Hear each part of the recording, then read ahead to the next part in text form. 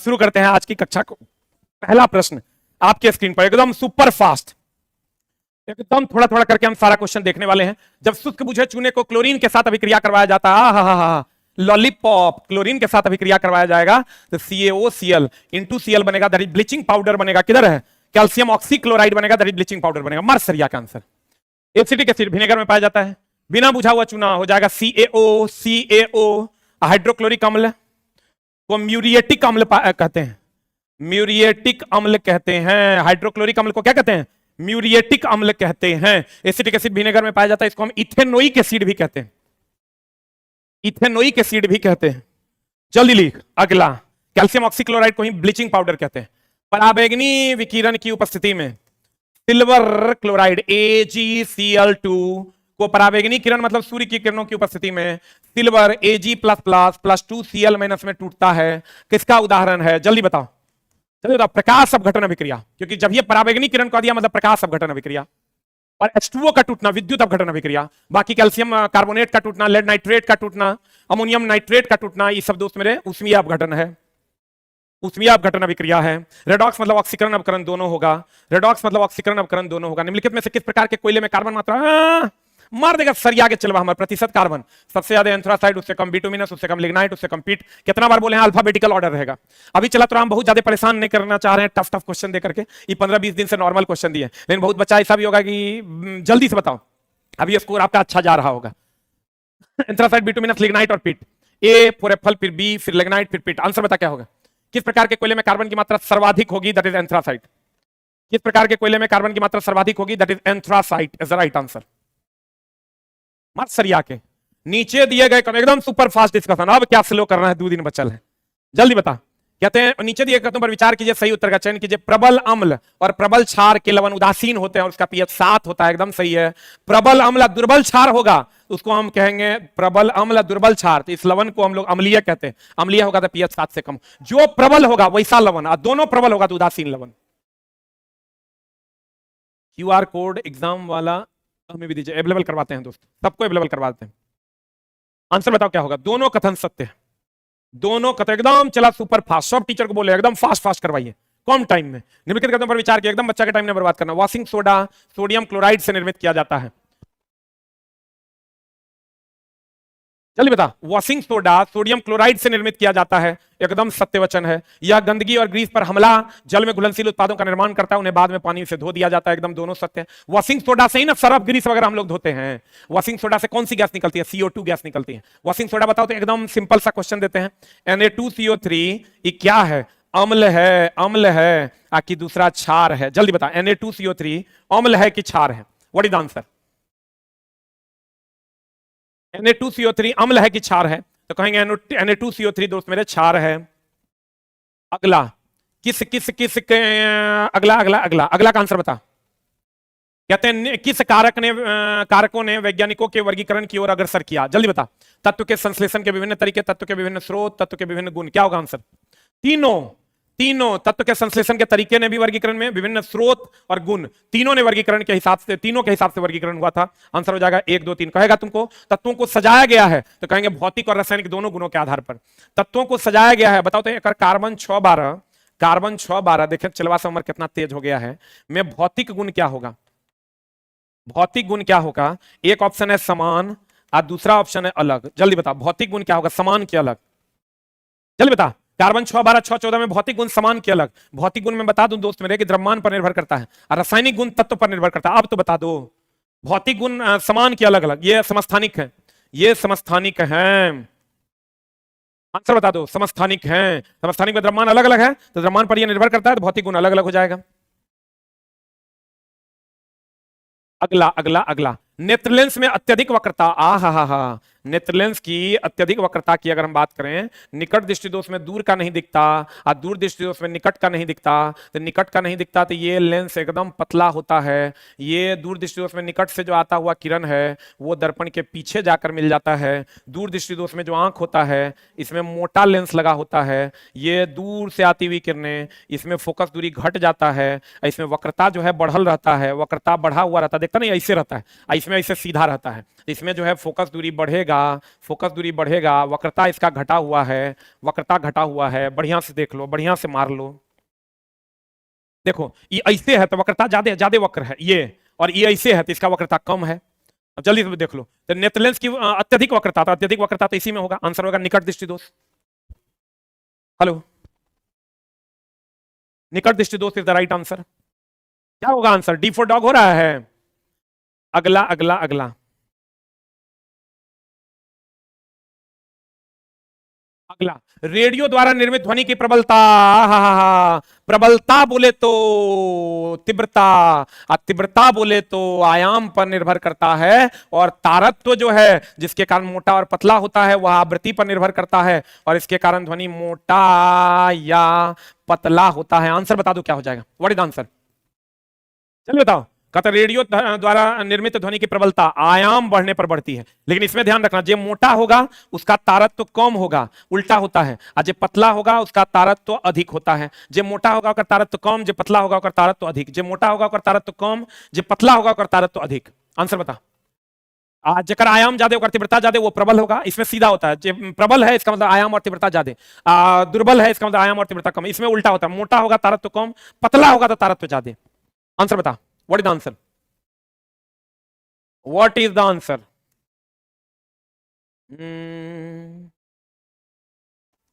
फिर बच्चों चलते हैं हम लोग क्वेश्चन नंबर 25 पे। क्वेश्चन नंबर 25 क्या कह रहा है देखो, क्वेश्चन नंबर 25 कहता है कि यदि एक आपतित प्रकाश की किरण किसी अवतल दर्पण के वक्रता केंद्र से गुजरती है तो आपतित किरण और परावर्तित किरण के बीच बनने वाला कोण क्या होगा। ये दोस्त मेरे ध्यान से देखो, कह रहा है कि अगर यदि एक आपतित प्रकाश की किरण अवतल दर्पण के वक्रता केंद्र से गुजरती है तो आपतित किरण और परावर्तित किरण के बीच का कोण, ये वक्रता केंद्र है, आपतित किरण और परावर्तित किरण के बीच का जो कोण होगा वो 0 डिग्री होगा। आपतित किरण परावर्तित किरण के बीच का कोण कितना हो जाएगा? 0 डिग्री। क्योंकि अगर कह रहा है क्वेश्चन कि वक्रता केंद्र से, तो वक्रता केंद्र से गुजरेगी तो उसी रास्ते पर चली जाएगी, आंसर हो जाएगा 0 डिग्री।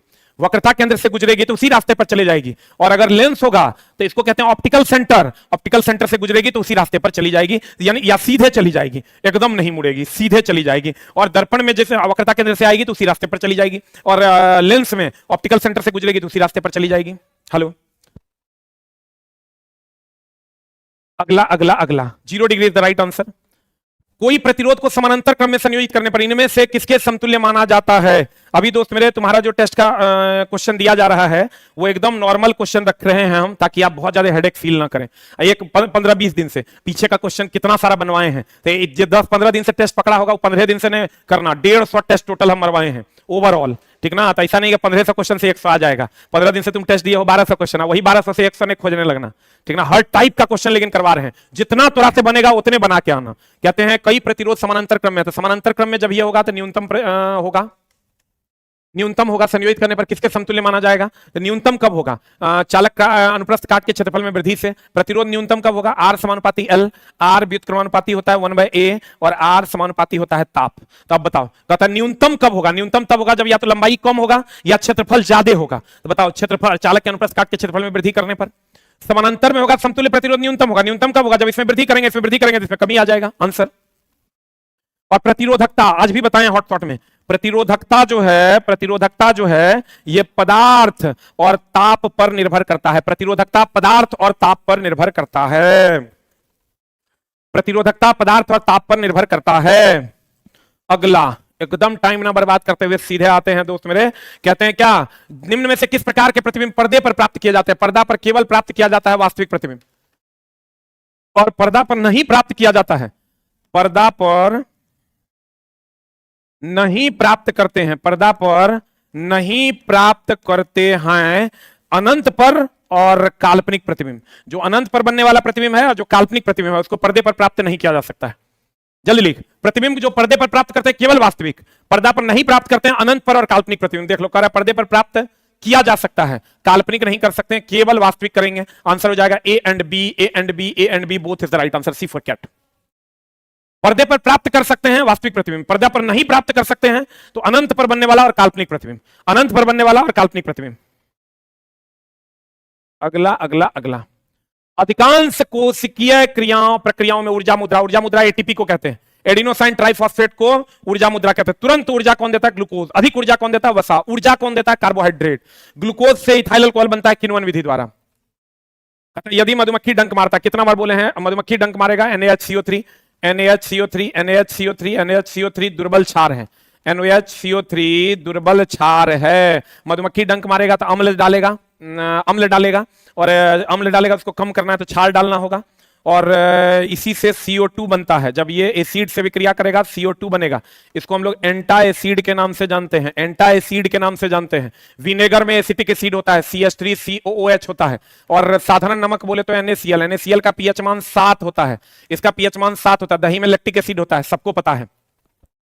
जल्दी लीक, जब ये मधुमक्खी आपको काटा, मधुमक्खी काटा मतलब फॉर्मिक एसिड डाला, फॉर्मिक एसिड तो न्यूट्रल करना है, न्यूट्रल करना क्षार डालना होगा। क्षार में देखो ये तो लवण है, ये भी, इसमें भी अम्ल है, लैक्टिक एसिड, इसमें भी अम्ल है, एसिटिक एसिड, इसी में एगो क्षार है। जितना सोडा है सब क्षार है, बेकिंग सोडा, वॉशिंग सोडा सब क्षार है।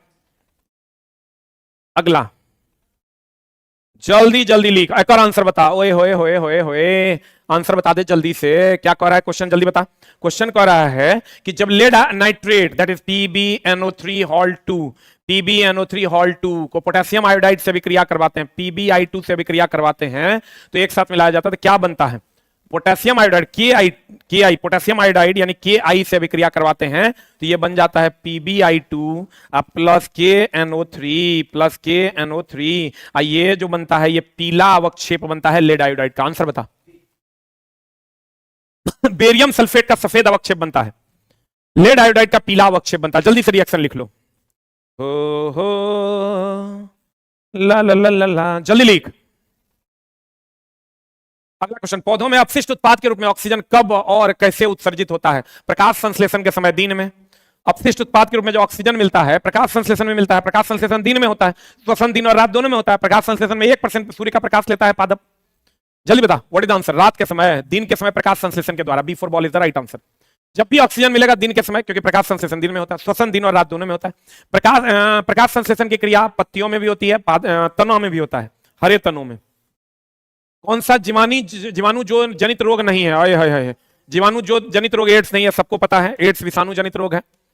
अगला अगला अगला अगला क्या कहता है? देखो, कहता है PQRS और उनके परमाणु क्रमांक 2, 6, 13, 18 है। निम्न में से किस युग में समान संयोजकता, समान संयोजकता मतलब एक वर्ग का, एक वर्ग का होगा, समान संयोजकता मतलब एक वर्ग का होगा। एक वर्ग का देखो तो कौन है? हमको लगता है ये है हीलियम, ये है हीलियम, ई है दोस्त मेरे आर्गन, ये के वर्ग का है। बढ़िया से देखो, आई तो है कार्बन 6 है, तो देख लो बढ़िया से क्या कह रहा है क्वेश्चन। P हो गया 2, 2 हो गया तो हीलियम, Q हो गया 6, 6 हो गया कार्बन, अल्मुनियम, R हो गया,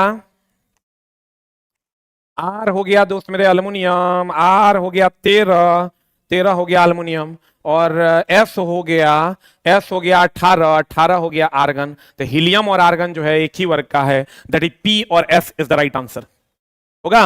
P और S is the right answer. एक ही वर्ग का होगा तो समान संयोजकता होगा, समान रासायनिक गुण भी होगा, समान संयोजी इलेक्ट्रॉन भी होगा। एकदम बढ़िया से बनाना। अगला क्वेश्चन, अगला क्वेश्चन कहता है एक विलयन का पीएच ज्ञात करिए। जो लिटमस पेपर का प्रयोग किया था विलयन नीले लिटमस को लाल करता है, तो नीले लिटमस को BRB ABR, तो बेस जो है वो रेड टू ब्लू करता है, एसिड जो है वो ब्लू टू रेड करता है। अब बता दो जल्दी से आंसर क्या हो जाएगा?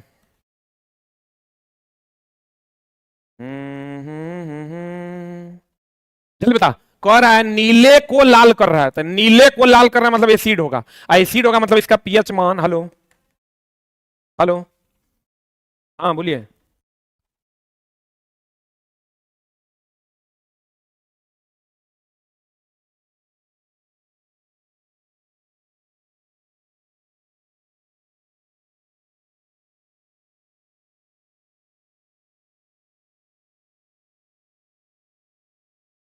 Hello hello hello hello hello hello hello, अगला अगला बताओ क्या हो जाएगा? What is the answer? कहते हैं किसी धारावाहिक परिनालिका के कारण उत्पन्न चुंबकीय क्षेत्र के संबंध में निम्न पर विचार कीजिए।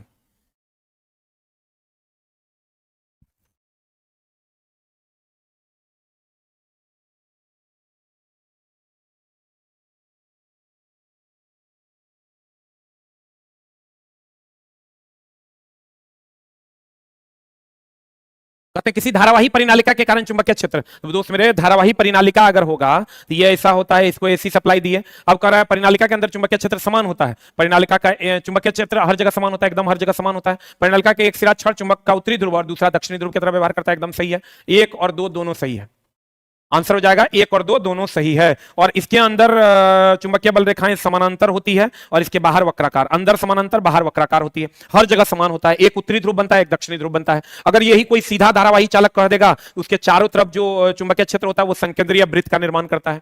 किसका निर्माण करता है दोस्त मेरे? संकेंद्रीय वृत्त का निर्माण करता है। अगला, निम्नलिखित में से कौन सा ब्रायोफाइटा नहीं है? बताओ आंसर।